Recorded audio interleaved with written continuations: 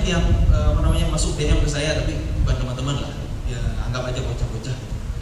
Bang, fallback dong.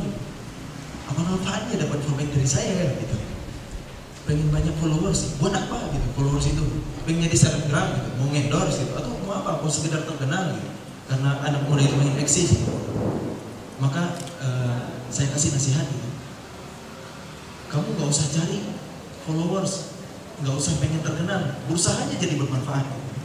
Bikin akun, misalnya akun personal kamu, ngasih manfaat ke orang dengan konten-konten tentunya, bisa dakwah, bisa edukasi, macam-macam gitu. Maka dengan sendirinya orang akan follow, orang akan ngikutin, followersnya jadi banyak kan. Jadi orang itu yang orang peduli, kenapa orang mau follow? Karena berharap dapat sesuatu kan. Ya kenapa saya harus fallback gitu? Saya dapat apa dari akun itu? Emang teman baik, kenal juga baru gitu. Nah gitu teman-teman. Kita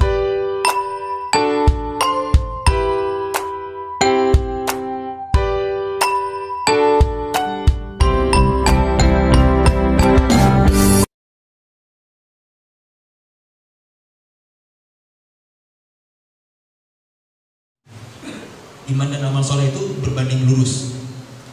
Orang yang sebelum azan udah standby di masjid, itu imannya luar biasa. Kayak teman-teman nih nunggu sholat asar, insya Allah.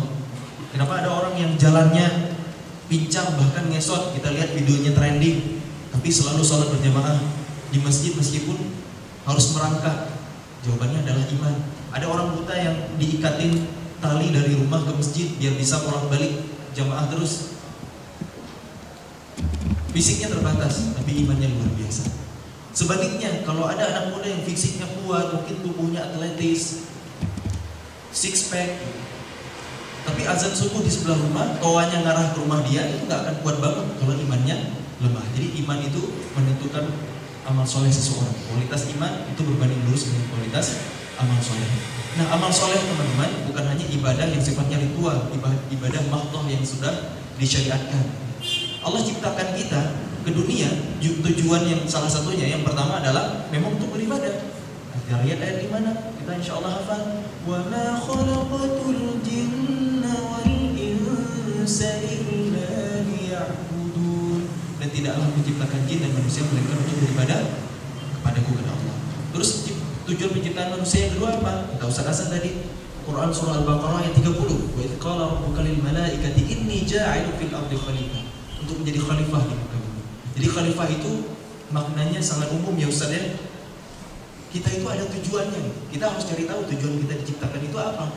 Setiap manusia itu unik. Cari potensi diri, kenali kelebihan diri sekaligus dengan kekurangannya. Kekurangan bukan untuk kita diratapi, tapi kita fokus kepada kelebihan agar kita bisa berbuat banyak untuk umat. Kenapa? Kata Nabi, khairun nas, sebaik-baik manusia anfa'uhum linnas, yang paling besar manfaatnya, yang paling besar kontribusinya. Teman-teman semuanya disayang Allah, orang itu nggak peduli seberapa kaya kita, nggak peduli seberapa sukses kita, nggak peduli seberapa terkenal kita, seberapa keren kita, itu orang nggak peduli. Yang orang pedulikan apa? Kehadiran kita dirasain nggak sih manfaat sama orang? Itu yang dipeduliin sama orang. Banyak anak muda hari ini kan, anak muda itu ingin mencari eksistensi ya. Wajar ya, fitrahnya anak muda itu seperti itu. Teman-teman hari ini main Instagram, bikin feed yang ala-ala instaable gitu. Itu fitrahnya anak muda gitu. Terus feednya itu dirapiin gitu ya. Fitrahnya anak muda mencari eksistensi. Banyak yang masuk DM ke saya, tapi bukan teman-teman lah, ya anggap aja bocah-bocah. Bang, fallback dong. Apa manfaatnya dapat fallback dari saya gitu? Pengen banyak followers, buat apa gitu followers itu? Pengen jadi selebgram gitu, mau endorse gitu, atau mau apa? Mau sekedar terkenal gitu. Karena anak muda itu makin eksis gitu. Maka saya kasih nasihat gitu. Kamu gak usah cari followers, gak usah pengen terkenal, berusaha aja jadi bermanfaat. Bikin akun, misalnya akun personal kamu, ngasih manfaat ke orang dengan konten-konten tentunya, bisa dakwah, bisa edukasi, macam-macam gitu. Maka dengan sendirinya orang akan follow, orang akan ngikutin, followersnya jadi banyak kan. Jadi orang itu yang orang peduli, kenapa orang mau follow? Karena berharap dapat sesuatu kan. Ya kenapa saya harus fallback gitu? Saya dapat apa dari akun itu? Emang teman baik, kenal juga baru gitu. Nah gitu teman-teman, kita berusaha bermanfaat karena itu juga yang diajarkan oleh Nabi kita Muhammad SAW, teladan kita. Makanya teman-teman hari ini barangkali yang hadir di sini di acara launching Islam Mengajar yang memang jiwanya panggilan nuraninya memang passionnya adalah menjadi guru, maka silakan, mudah-mudahan kalau misi teman-teman, visi teman-teman, goals teman-teman sama dengan Islam Mengajar, maka mudah-mudahan bisa berkolaborasi dengan teman-teman join program ini. Mengajar, berdakwah itu sama-sama pahalanya Masya Allah teman-teman. Kuncinya ikhlas tapi ya, niat yang lurus lillahi ta'ala. Kalau berdakwah, man dalla ala khair falahu ajru mithlu fa'ilih. Siapa yang menunjuki jalan kebaikan, maka baginya pahala yang sama dengan orang yang mengerjakan. Abu Bakar As-Siddiq itu pahalanya paling gede. Kenapa? Orang yang pertama masuk Islam. 10 sahabat Nabi yang dijamin surga, 7 diantaranya masuk Islam lewat Abu Bakar As-Siddiq.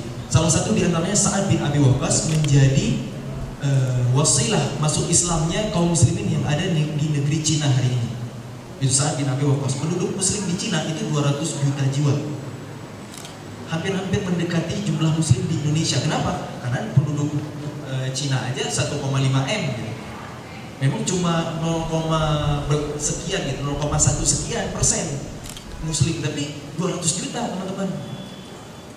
Di bawah 20%, maaf, belasan persen lah ya muslim di Cina.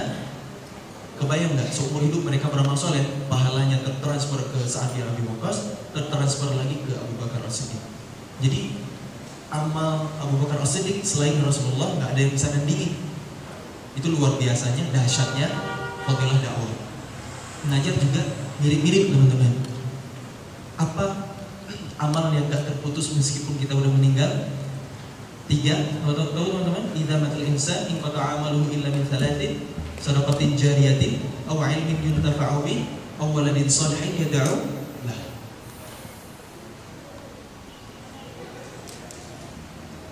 Sedekah jariyah, ilmu yang bermanfaat, anak yang soleh yang mendoakan, yang selalu mendoakan. Nah yang kedua apa tadi? Ilmu yang bermanfaat. Ketika kita mengajar teman-teman, ilmu itu dimanfaatkan oleh murid kita, diajarkan lagi, maka kita ikutan panen juga pahalanya. Kan luar biasa ya. Nah sedikit sharing ya buat kita semua, terutama untuk teman-teman dari Islam Mengajar. Saya sepakat seperti yang disampaikan oleh guru kita Ustaz Hasan tadi, bahwa teladan kita dalam mendidik adalah Rasulullah SAW.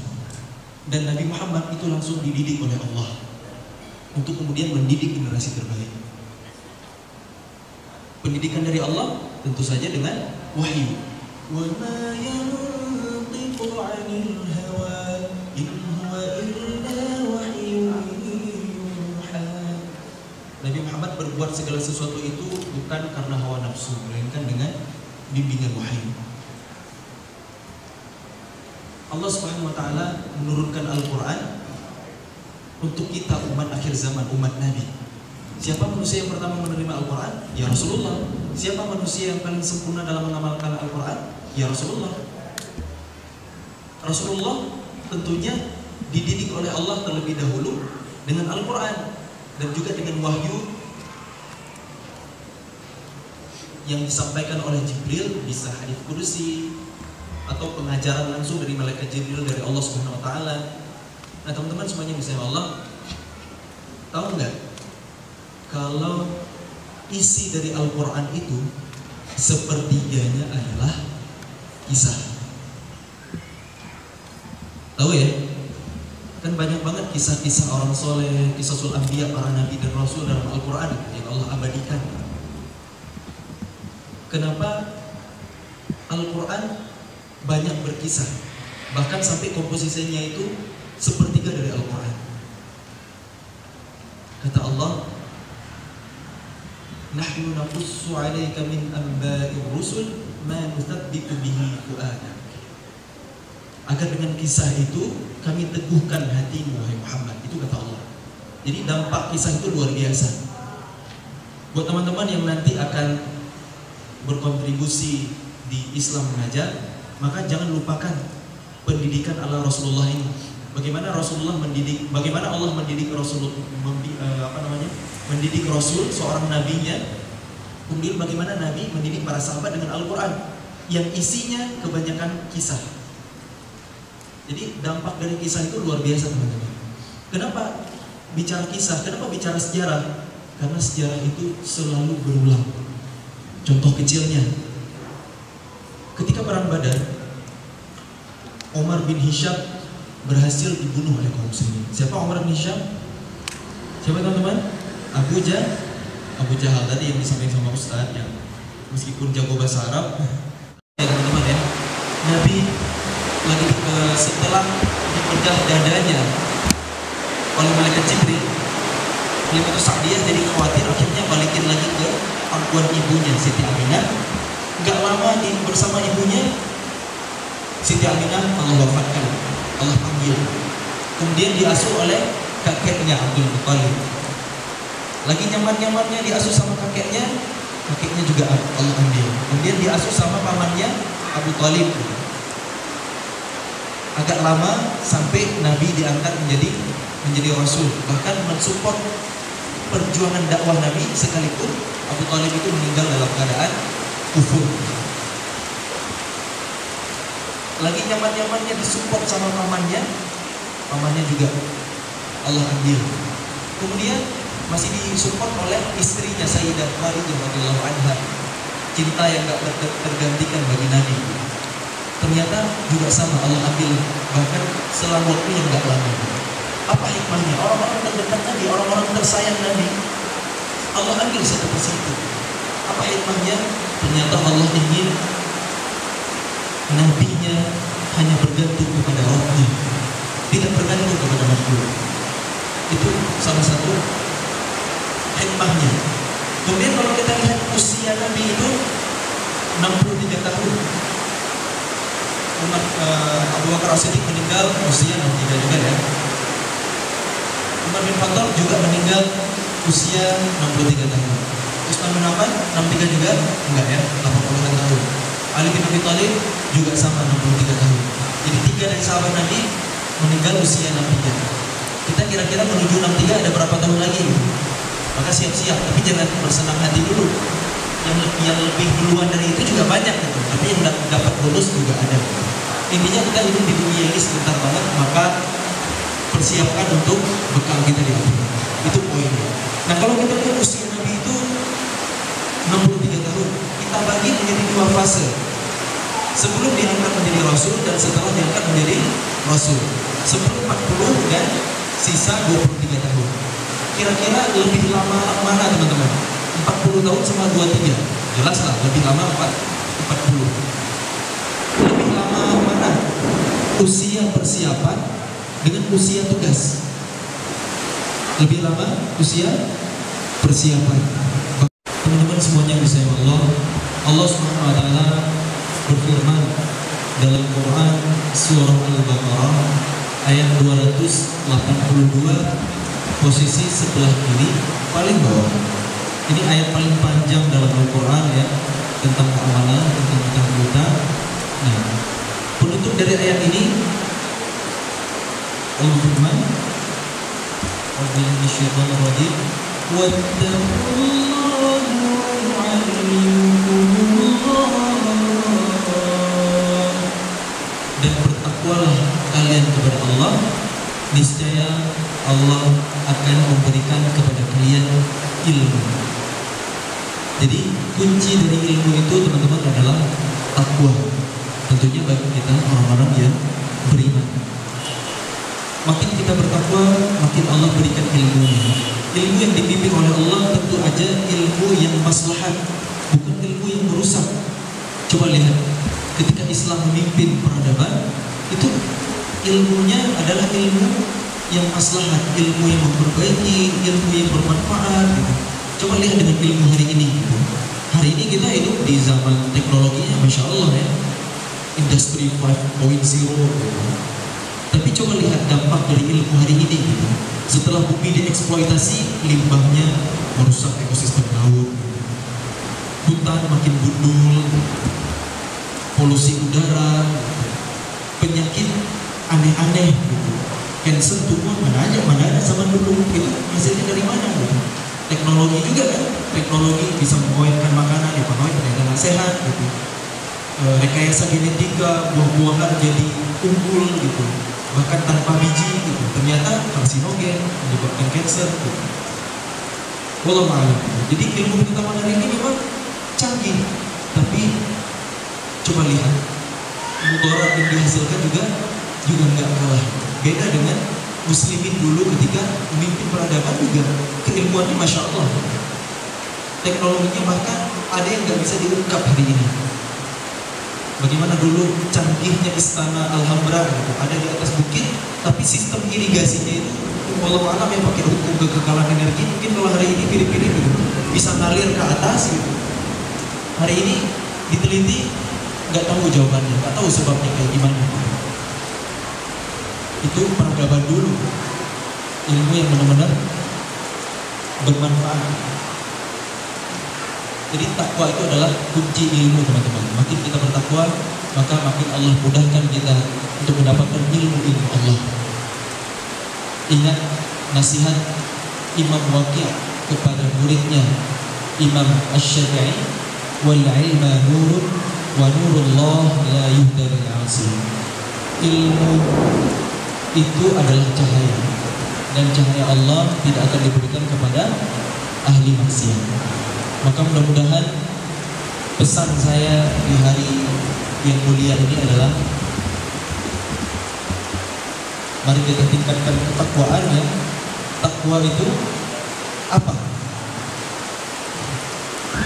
Dalam riwayat takwa itu, kalau ada satu kata yang bisa menggambarkan apa itu takwa, apa kira-kira teman-teman?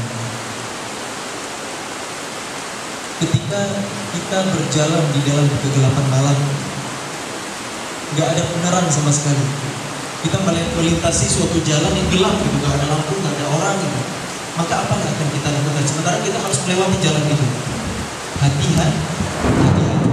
Jadi itulah takwa. Takwa itu hati-hati. Satu kata yang menggambarkan takwa, kata ulama, hati-hati. Kalau yang kita tahu hari ini takut kepada Allah, sehingga kita taat sama perintahnya dan menjauhi larangannya. Makin kita bertakwa, maka mudah-mudahan Allah bukakan pintu-pintu ilmu, Allah berikan kita kunci-kunci ilmu, dan dengan ilmu itu bermanfaat buat kita, bermanfaat buat iman, dan kita rasakan hasilnya nanti ketika kita udah di akhirat. Amin ya rabbal alamin. Wallahu a'lam bishawab. Barakallahu. Bismillahirrahmanirrahim. Alhamdulillah, akhirnya kita berada di akhir acara hari ini. Terima kasih untuk teman-teman semua, jemaah semua telah hadir dan interview hari ini. Terima kasih kepada Bapak Ustaz Hasan Farki, Kang Dadan Ramadan, beserta Bang Mujamil Hasbalah atas ilmu dan waktunya. Kepada teman-teman, sekali lagi kita dari komunitas Islam Mengajar